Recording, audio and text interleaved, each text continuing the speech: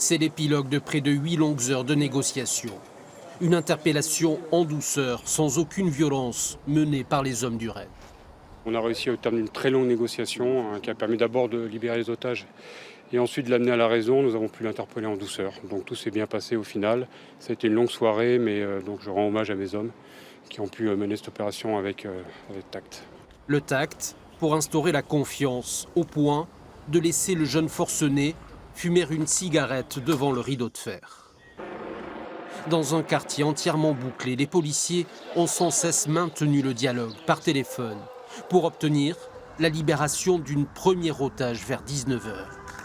2 heures plus tard, c'est la délivrance à leur tour pour les 3 derniers otages. Ils sont libres, sains et saufs.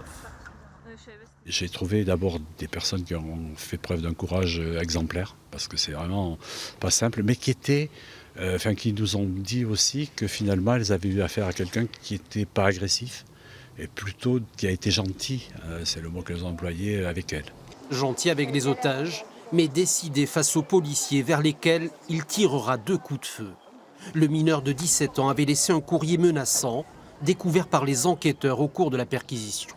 Le courrier d'un jeune homme un peu perdu, un peu dépressif, en même temps décrit comme assez déterminé. On est forcément inquiet quand on a un jeune homme très décidé, qui est armé.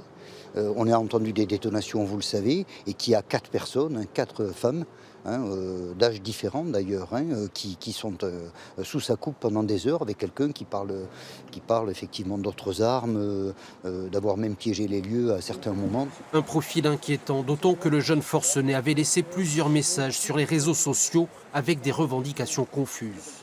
L'enquête permettra de mieux le cerner. Il sera déféré devant un juge d'instruction toulousain à l'issue de sa garde à vue.